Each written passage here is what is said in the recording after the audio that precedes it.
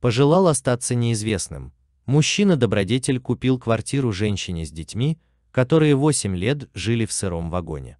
Ассаламу алейкум, дорогие добродетели! Спешим обрадовать вас радостной новостью.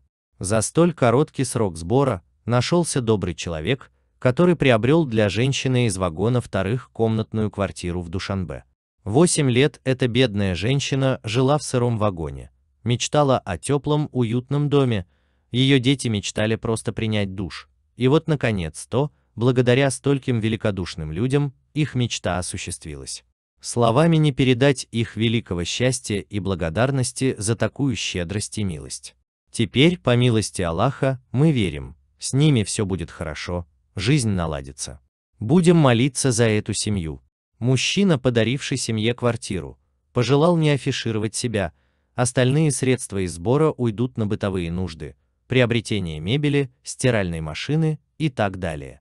За время этого сбора показали свое истинное лицо многие мошенники, которых нам удалось разоблачить.